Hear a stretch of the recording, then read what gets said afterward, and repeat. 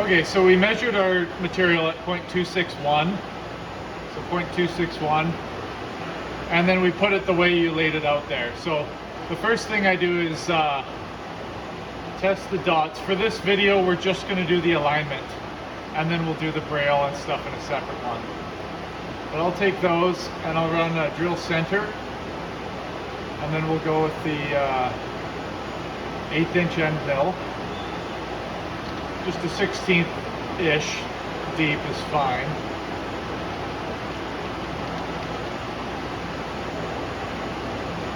So we'll go to the router table, we'll run that and check it. If the printed hole is here, but the routed hole is here, and it's the same thing over here, we'll just take our material and shift it to match those drill holes. Then we'll run it again and make sure everything looks good. Now, if we're doing a full sheet and we find that this is the printed dot and this is the cut dot. Now what I'm going to do to differentiate between the two is just put an X through it. So let's say that's the cut, and this is the cut. So what's happened is the printed ones are spread out further. That means as it's been rolled, the material has been laid onto the acrylic, so the print media, it's stretched both ways. Now for most cases, I usually found that on one side it's an 1/8 inch or less, and on the other it's like 3/16 to 1/4 maximum. For a 4x8 sheet, we can stretch a full 4x8 by 1/4 inch, 5/16 if need be, and each individual square that's cut will be only changed by about 1/10,000th of an inch, which usually isn't a big deal. So then what I would do is I would select, so let's say these are our cut ones, I would select them and the entire file, and I would figure out how much I need to shift it. So let's say I go 1, 2, 3 clicks, that's going to be close enough. Then I would take it and stretch it to match there with all of them. I would send that over, just the pins or the dots, router those dots again, just the 4 corners, and as long as they line up, you know, pretty well, then you can run the rest of the offset. And now if you have to do any twisting or anything, sometimes you'll find like this one is pretty good and the far one is pretty good up and down, but left and right it's off. But then this top one is up and over. You're just gonna have to scale it that way, or just find kind of the average between everything. So they're all within a 1/16 or so. And the one thing to remember too is whatever file is sent to you, I always keep a copy of it. In case I alter this one or change it and then I get lost or I forget or I get pulled away to do something else and I come back and go, shoot, well, at what point was I stretching it? What was the original? It's always good to have the original there. Now you can import it again. So if it's a really big file and it's just in the way, just keep track of it or keep a note that says this file is modified and the date. Would you draw like a line there, and then you would take all this and then stretch it over to that line? You could. So a couple different ways. Like I'll show you with this guy. Let me just pull everything but the braille over.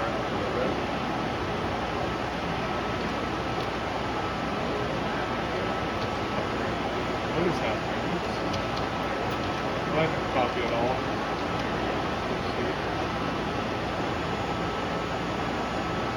So what I would do is I would actually leave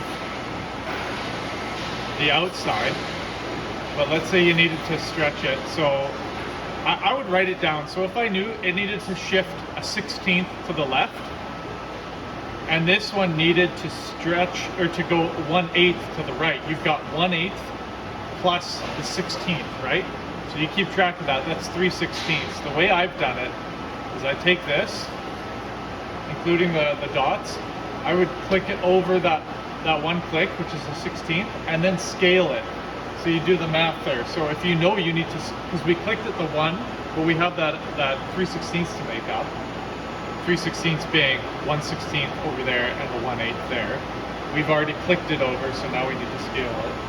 15.7235 plus 3/16, 15.911. You would just make it that. Send the corner pins, corner dots, send those over, see how it looks. If they look good, then you can take all these and run your offset. So just to show you the example with the sizing, if this were a full 4x8 and it had pieces about that size, just for argument's sake, I'm going to bring that over there. So if you were to take the entire thing and stretch it by like even a 1/4 inch, right? So 93.87 plus a 1/4 inch, 94.12. So I stretched that by a 1/4 inch. That piece was 12 exactly. Now it's 12.03. So it's just under a 32nd of an inch bigger. In most cases, that would be fine. But oftentimes I'm only stretching it by an 1/8 or so. So it's going to be a 64th of an inch bigger. We just have to do it case by case. If that piece has to fit in, like we've had some exterior signs that fit in a concrete niche. We don't have much wiggle room.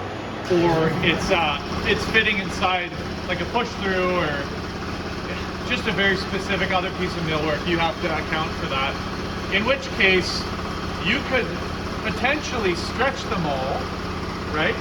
And then resize each piece to whatever it needs to be. So if that was, you could take this now and change it back to 12. But you know, through stretching it, you have moved the corner point to where, closer to where it needs to be.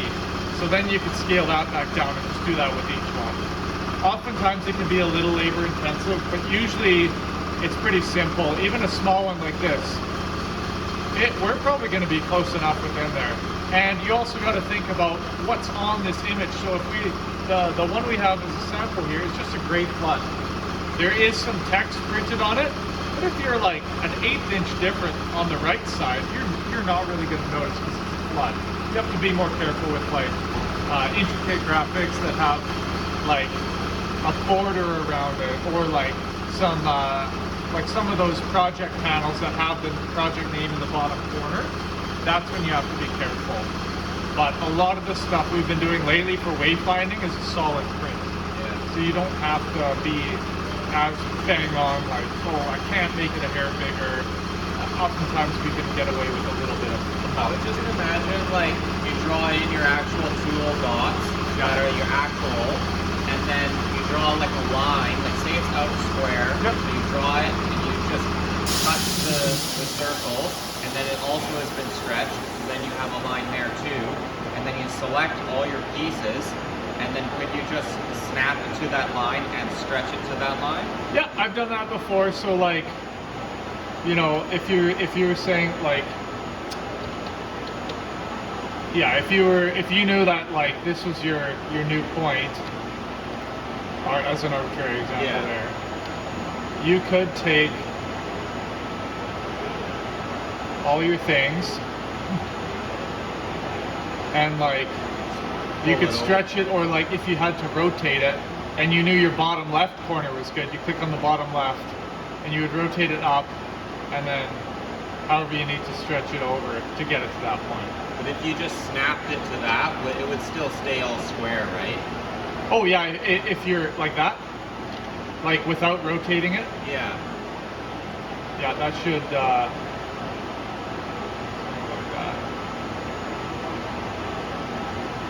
So let's see the size. 12.09 by 6. So yeah, it scales it all a little bit, but yeah, that can if that's the way that works for you visually, then absolutely. And the biggest thing is as long as the 4 corner dots line up. Yeah. And for more intricate stuff, they do have more dots. If you want, like sometimes what I do is I do my first 4, I check them, and then I adjust the whole file, and then I'll add a couple more dots in there. and we'll router those and see how it looks. So we'll go and we'll router the four corners, see where we land. Either, in this case, shift the sheet because the print was a little bit crooked.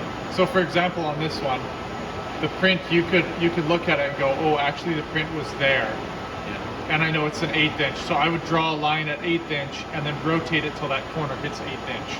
That is a good way to do it too, but generally keeping it square on the computer is a lot nicer to work with.